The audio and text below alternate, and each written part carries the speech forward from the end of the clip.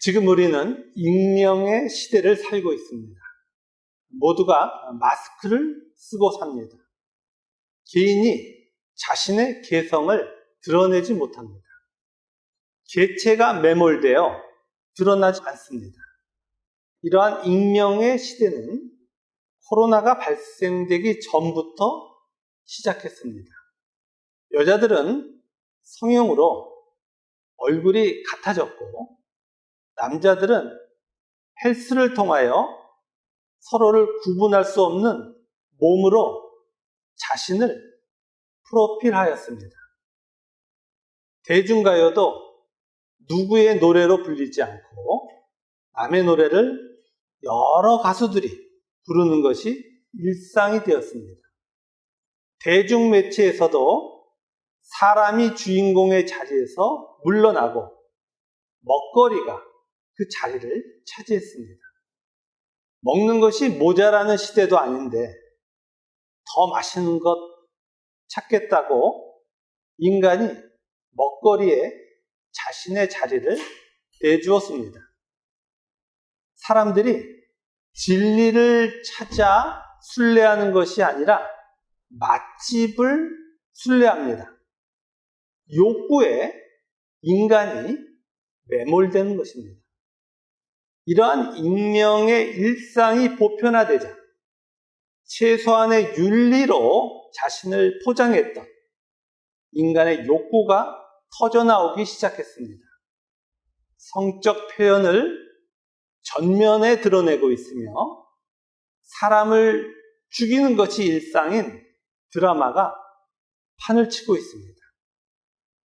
인간의 욕구에 대하여 우리가 대표적으로 알고 있는 매슬로우의 욕구 단계설에 따르면 최종 단계가 자아 실현입니다. 그런데 현실에서 나타나는 모습은 자아 실현이 아니고 동물적 본능으로 나타납니다. 인간이 그토록 꿈꾸던 생존이 이루어지자, 하고 싶은 것을 하게 되자 인간이 욕구하는 것이 무엇인지 실체가 드러난 것입니다. 우리가 지난날에 힘든 시절을 지나가면서 질문했던 나는 누구인가? 왜 살아야 하는가? 이런 질문이 관심의 대상이 아닙니다. 무엇을 먹을까? 무엇을 입을까? 어디서 살까? 와 같은 인간의 욕구 충족이 인간의 관심의 전부를 차지하고 있습니다. 또한 현실에서 이런 욕구를 충족하지 못하면 사이버의 세상에서라도 대리만족이라도 하고 있습니다. 이러한 시대적 현상은 교회에서도 발생하고 있습니다. 교회에서 하나님의 말씀이 사라졌고 하나님을 증거하는 그리스도인이 보이지 않습니다. 니체가 독일 교회의 타락의 끝에 도대체 그리스도인이 있는 거 맞아? 라고 물으며 그의 저서에서 한 노인이 등불을 들고 그리스도인을 찾는 것과 같은 시대적 현상이 지금도 일어나고 있습니다. 수없이 많은 설교가 노출되어 있는 가운데 청중은 이 중에서 자신의 욕구에 맞는 것 하나를 끄집어내어 자신의 신앙의 내용으로 선택하고 종교적 행위를 합니다. 진리의 속성은 유일성인데 진리까지도 인간의 욕구 충족의 대상처럼 자판기에서 버튼을 눌러 취하는 것입니다. 지금은 교회에 속했거나 속하지 않았거나 오직 종교 예식을 하느냐 하지 않느냐의 구별만이 있을 뿐입니다. 즉 종교 예식을 한 것 이외에는 교회 안과 바깥이 구별되지 않습니다. 세상을 보면 타락한 인간만이 보입니다. 너무나도 비겁한 시기입니다. 이러한 시기이기에 우리를 사랑하시는 하나님은 은혜를 베푸시어 골로새서를 말씀해 주고 계십니다.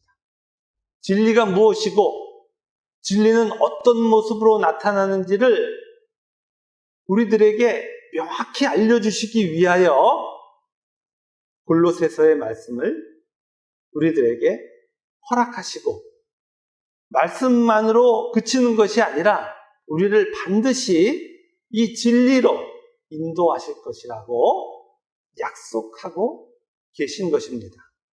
그러면 진리는 무엇입니까? 하나님과 하나가 되는 것입니다.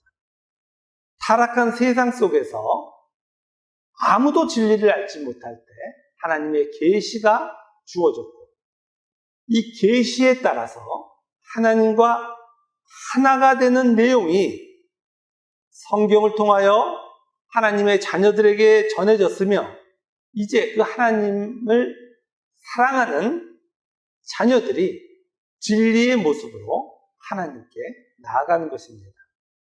인간이 만들어낸 하나님을 우상으로 숭배하는 것이 아니라 사랑의 대상이신 하나님과 동일 본질이 되는 것이 진리입니다. 교회의 몸이 되는 거예요. 어리신 예수님과 한 지체가 되는 거예요. 이것이 진리입니다. 반면에 비진리는 하나님을 동원하여 자신의 욕망을 채우려고 합니다. 하나님을 자신의 바깥에 두고 이용의 대상으로 삼습니다. 이들이 아무리 그럴듯한 종교적 형태를 가진다 할지라도 그것은 비진리입니다. 진리만이 이 비진리를 쉽게 분별합니다. 그 이유는 비진리는 하나님 사랑이 존재하지 않기 때문입니다. 열왕기상 3장에 솔로몬이 한 아기를 두고 자신이 엄마라고 주장하는 두 여자의 재판에 대한 사건이 기록되어 있습니다. 솔로몬은 칼을 가져오게 한 후에 산 아이를 둘로 나누어 가지라고 명합니다. 이때 진짜 엄마는 어떻게 합니까? 아이에 대한 소유권을 포기합니다. 사랑은 아이를 살리기 위해 엄마라는 자신도 버리는 것입니다. 이렇게 진리는 형태로 담을 수 없는 사랑으로만 증거됩니다. 우리는 하나님을 사랑하는 자로 변하고 있습니다. 그래서 의무가 사라진 교회에 헌신하는 모습이 나타나고 있는 거예요. 이러한 진리는 일상의 삶에도 나타납니다. 지난주에 주 안에서 마땅한 아내의 남편에 대한 복종과 남편의 아내 사랑의 모습을 살펴보았습니다. 그 모습은 예수 그리스도 안에 있는 자에게만 나타납니다. 배우자를 자신의 이기의 도구로 보지 않고 하나님이 만드신 의를 나누는 모습이 나타납니다. 타락한 모든 인간은 자기를 위해 모든 타자가 존재해야 한다고 생각합니다. 심지어 종교인들도 자신의 구원을 위해서 타인에게 선을 행합니다. 어떤 일을 할 때 그 일이 얼마나 자신에게 이익이 되는지를 본능적으로 파악합니다. 그리고 자신을 위해서 타자가 존재할 때 비로소 만족을 느낍니다. 반면에 하나님 자녀는 자기 부인이 일어납니다. 자기의 이익을 위해서 타자를 동원하지 않게 됩니다. 자기 부인이 된 그 자리에 하나님 사랑이 채워집니다. 그러면 하나님이 허락하신 삶의 영역을 사랑하는 일이 발생합니다. 이 모습이 주 안에서 마땅한 아내의 남편에 대한 복종이고 남편의 아내 사랑입니다. 윤리적으로 해석하지 말 것을 반복적으로 강조드립니다. 오늘은 다른 관계를 통하여 우리에게 나타나고 있고 나타날 진리의 모습을 살펴보겠습니다. 골로새서 3장 20절을 함께 읽겠습니다. 자녀들아 모든 일에 부모에게 순종하라. 이는 주 안에서 기쁘게 하는 것이니라. 아멘. 먼저 주 안에서 기쁘게 하는 것이란 주님을 기쁘게 하는 것을 말합니다. 해석을 잘 하는 것이 이 구절을 이해하는 데 도움이 됩니다. 그 밑에 주님을 기쁘게 하는 것 이렇게 기록해 주시면 좋겠습니다. 골로새서가 쓰여질 당시에 자녀는 가장의 노예에 속했었다고 말씀드렸습니다. 따라서 부모를 사랑하여 모든 일에 부모에게 순종하는 그런 개념은 자녀에게 존재하지 않았습니다. 오늘날에도 모든 일에 부모에게 순종하는 자녀란 존재하지 않습니다. 부모가 자녀에게 목숨까지 주어도 자녀는 자신이 원하는 것을 하지 부모에게 순종하지 않습니다. 이런 상황에서 부모를 주 안에서 바라보고 모든 일에 동의하는 일이 하나님 자녀에게 발생합니다. 하나님 자녀는 자신이 사는 이유가 성화임을 알게 되고 성화의 관점 속에서 자신의 인생을 보게 됩니다. 따라서 자신의 성화를 위해서 부모를 하나님이 허락하셨음도 압니다.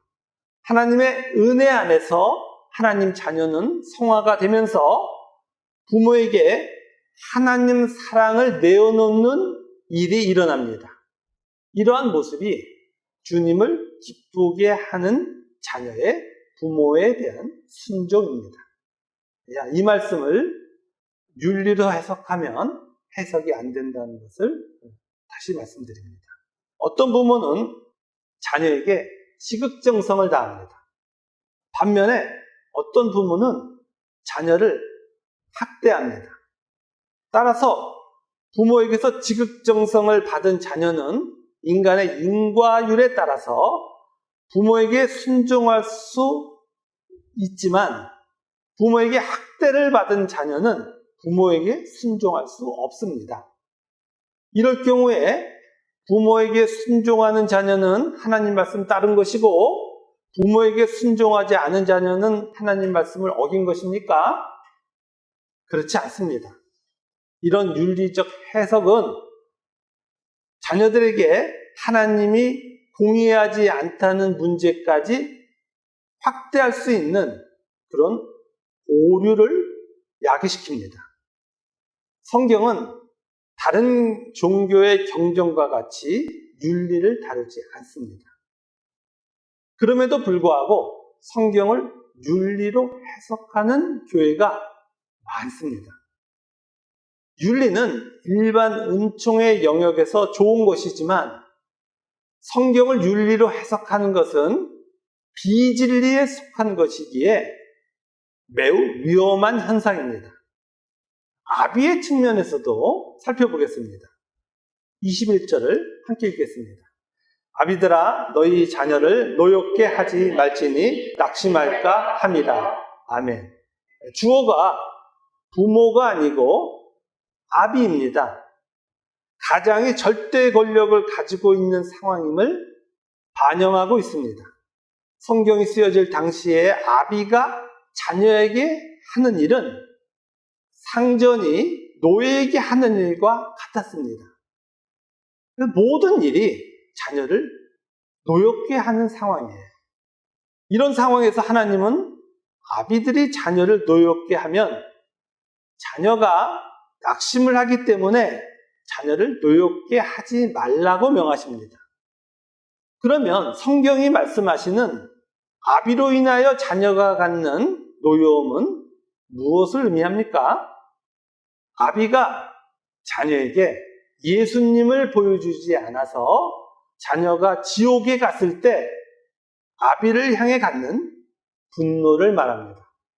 아비가 생존을 해결해 준다는 명분으로 자녀를 노예 취급하기에 예수님의 모습을 흔적조차 볼 수 없는 당시의 상황인 거예요. 그러나 하나님 자녀인 아비에게서 예수님이 나타나는 기이한 일이 나타나는 거예요. 오늘날에도 부모가 되어 삶으로 예수님을 보이지 못한다면 자녀를 지옥에서 만나지 말아야 합니다. 그 이유는 자녀의 노여움의 대상이 될 것이기 때문입니다. 세상에서 슬픈 일은 이 세상에 많은 사람들이 부모와 자녀의 관계를 매우 좋은 것으로 여긴다는 것입니다. 그러나 지옥에서 부모와 자식이 만나면 그 지옥에서 가장 싸움이, 가장 갈등이 많은, 서로를 죽이려고 하는 그런 사이가 부모 자식 간의 관계가 되는 것입니다. 이런 이 세상에서 예수님을 자녀에게 보이는 부모들이 나타나는 것입니다. 그들만이 자녀를 노엽게 하지 않고 그들을 낙심시키지 않는 것입니다. 이러한 일상에서 나타나는 진리의 모습은 이제 종의 모습으로 자세하게 설명하고 있습니다. 우리 22절부터 25절을 함께 읽겠습니다. 종들아 모든 일에 육신의 상전들에게 순종하되 사람을 기쁘게 하는 자와 같이 눈가림만 하지 말고 오직 주를 두려워하여 성실한 마음으로 하라. 무슨 일을 하든지 마음을 다하여 주께 하듯 하고 사람에게 하듯 하지 말라. 이는 기업의 상을 주께 받을 줄 아나니 너희는 주 그리스도를 섬기느니라. 불의를 행하는 자는 불의의 보응을 받으리니 주는 사람을 외모로 취하심이 없느니라. 아멘. 하나님은 종들에게 모든 일에 육신의 상전들에게 순종하되 눈가림하지 말고 주를 두려워하는 마음으로 성실하게 하고 무슨 일을 하든지 마음을 다하여 주께 하듯 하라고 명하십니다. 그리고 이렇게 해야 하는 이유는 24절과 같이 기업의 상을 주께 받을 줄 알기 때문이고 주 그리스도를 섬기기 때문이라고 기록하고 있습니다. 여기서 기업은 유산을 말합니다. 예수님께서 십자가의 대속으로 남기신 것이 하나님 자녀의 유산이에요. 이 유산은 하나님을 반역한 자가 진짜 하나님 자녀가 되는 거예요. 따라서 기업의 상은 타락한 인간에게서 하나님 자녀의 모습이 나타나는 거예요. 만일 이런 종의 모습이 나타나지 않으면 불의를 행하는 자이고 따라서 불의의 보응인 영원한 지옥의 형벌을 받을 것입니다. 이러한 결과는 사람의 어떠함인 외모와 상관없이 모든 자에게 해당합니다. 목사, 선교사, 장로, 권사라는 타이틀과 상관없이 외모와 상관없이 하나님 자녀로 변하지 않으면 모두 지옥 가는 거예요. 이 말씀은 세상의 인과율로는 받아들일 수 없습니다. 종이 된 것만으로도 동의할 수 없는데 자신을 종으로 삼은 상전에게 죽게 하듯이 순종하는 것은 불가능한 것입니다. 이런 상황에서 하나님 자녀된 종이 상전에게 순종하는 일이 나타납니다. 어떻게 이런 일이 일어날 수 있습니까? 그 이유는 종이 된 하나님 자녀는 상전을 자신의 이기의 측면에서 바라보지 않기 때문입니다. 자신의 성화를 위해서 하나님이 허락하신 현실이 자신이 종이라는 것을 아는 거예요. 따라서 상전의 관계를 통하여 하나님이 자신을 부인시키고 계심과 의를 창조해주고 계심을 아는 거예요. 그리고 주님의 뜻을 따르는 의가 상전에게 순종하는 것으로 나타납니다. 이런 말씀을 윤리적으로 해석해서 악독한 상전의 악독한 명령을 따라야 하는 것입니까? 라는 질문으로 고민하신 분이 있어요. 윤리적으로 해석해서는 안 되는 것임을 다시 말씀드립니다.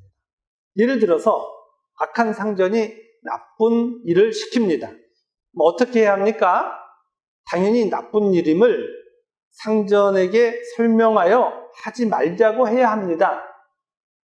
하나님의 자녀인 우리는 세상에서 종으로 살며 하나님의 뜻을 따르는 거예요.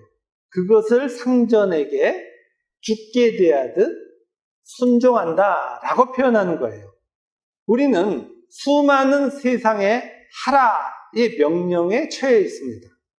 우리는 이런 상황에서 하나님의 뜻을 구하며 하나님의 뜻을 따릅니다. 하나님의 뜻을 따르는 것이 육신의 상전에게 순종하는 것이며 죽게 하듯 하는 거예요. 이러한 우리의 삶은 기업의 상인 하나님 자녀의 모습으로 변하게 되고 그것을 오늘 본문이 설명하고 있는 거예요. 상전의 경우도 살펴보겠습니다. 골로새서 4장 1절을 함께 읽습니다. 상전들아 의와 공평을 종들에게 베풀주니 너희에게도 하늘에 상전이 계심을 알지어다. 아멘. 자, 상전들에게 종은 소유입니다. 자신의 명령을 따르지 않으면 죽이면 되는 대상이에요. 이런 소유인 자에게 자신의 상전이신 하나님이 자신을 대하듯이 의와 공평으로 대하는 것은 타락한 인간에게는 존재하지 않는 내용이에요. 그럼에도 불구하고 하나님 자녀인 상전은 하나님이 자신을 의와 공평으로 대하는 것을 알고 종들에게 의와 공평으로 대합니다. 이 말씀도 윤리를 말하는 것이 아닙니다. 의와 공평도 윤리적 개념이 아니에요. 하나님 나라에만 존재하는 하나님과의 바른 관계를 의라고 말하고 공평도 자기 부인이 일어난 자에게만 나타나는 타자에 대한 표현이에요. 이런 상전의 모습은 대표적으로 출애굽기 21장 2절부터 6절까지 나타나고 있습니다.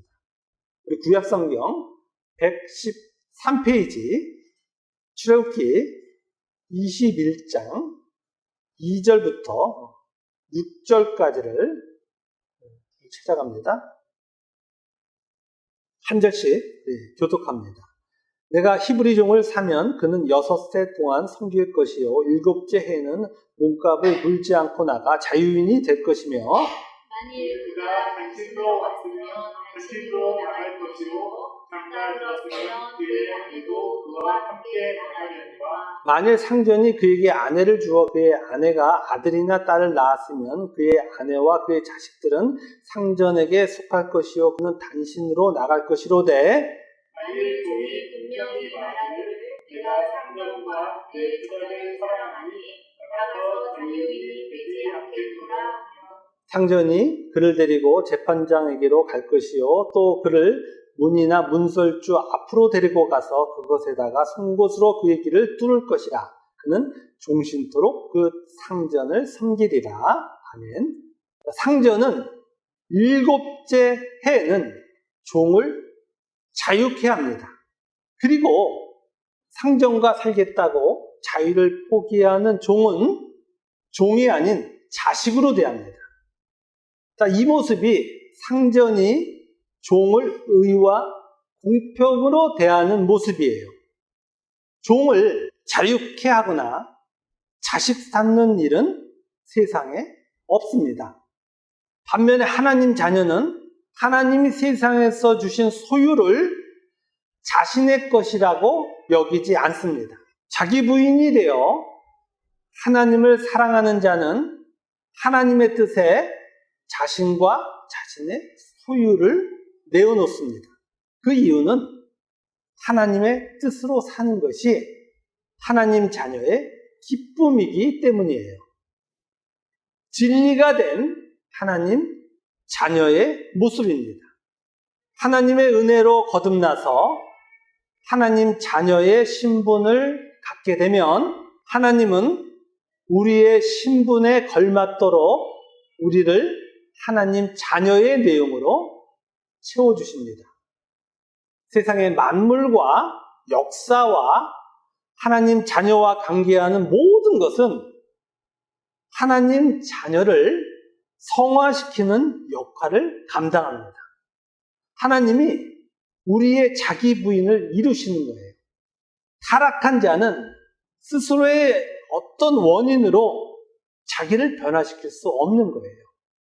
하나님에 대하여는 죽은 자이기에 그 내적 변화로 하나님께 나아갈 수 없는 구원의 절대 무능을 갖고 있는 거예요.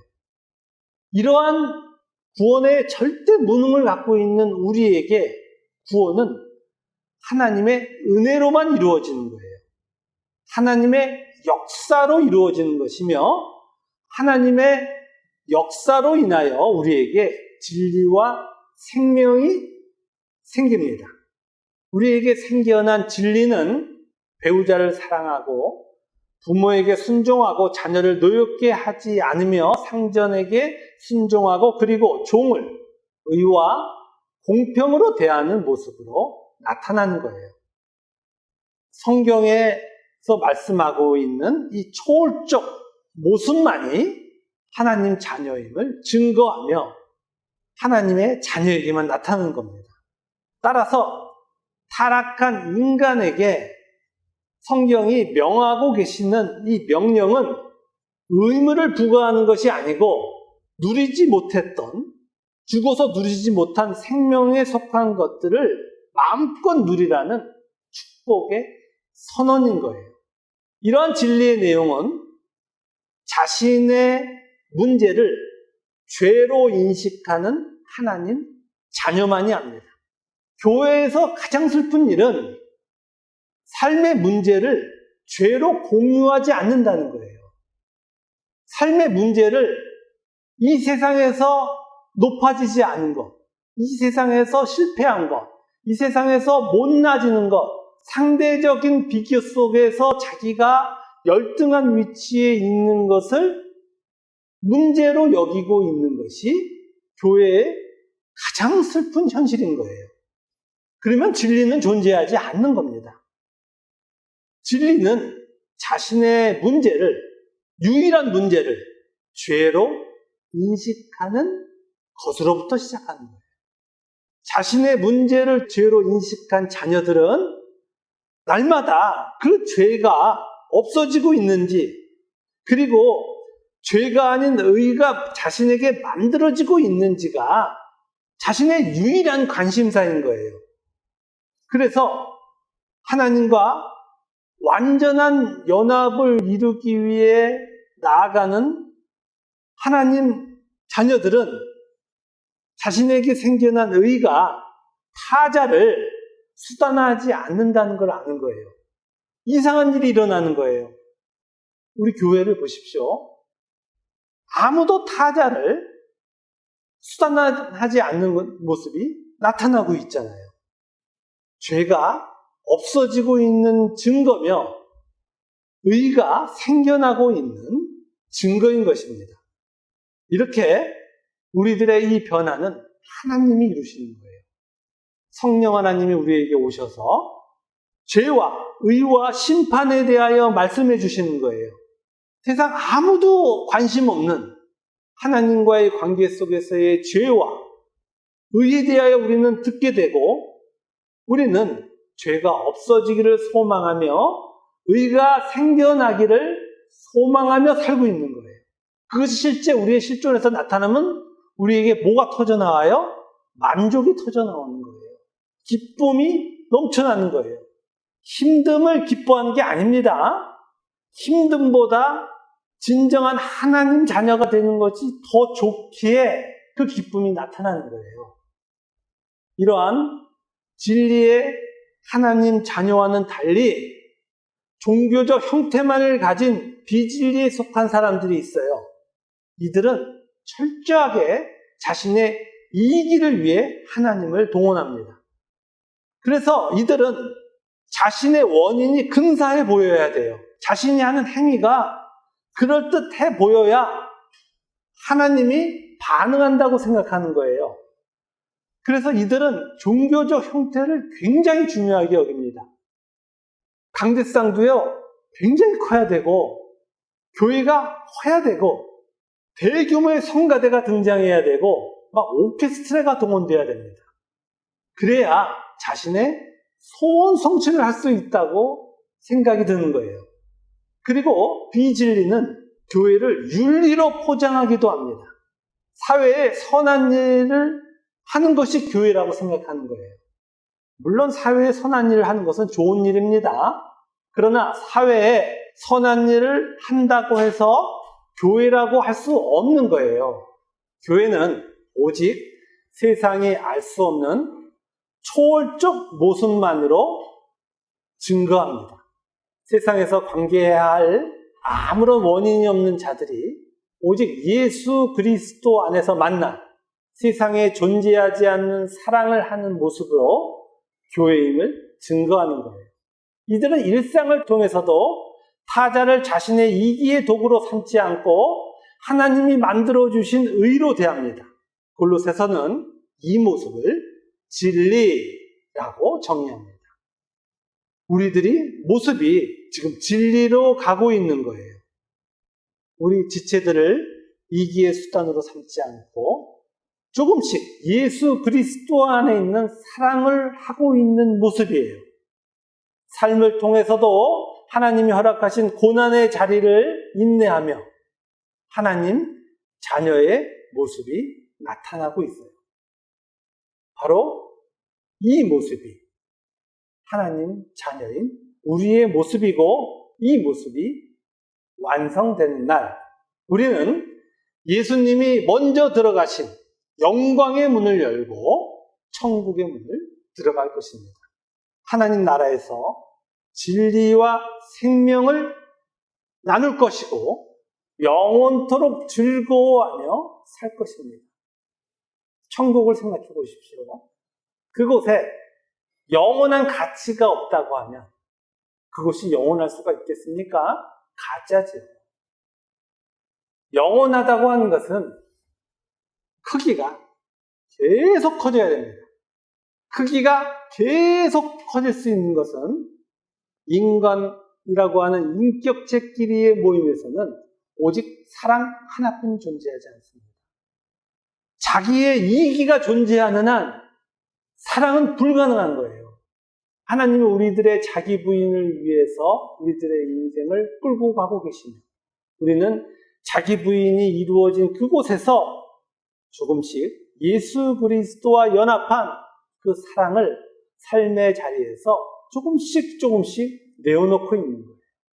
바로 이 모습을 골로새서는 믿음, 사랑, 소망이라고 설명하고 있습니다. 우리의 모습을 믿음, 사랑, 소망 가운데 바라보시면서 승리의 자리로 나아가시는 우리 모두가 되기를 주님의 이름으로 축원합니다.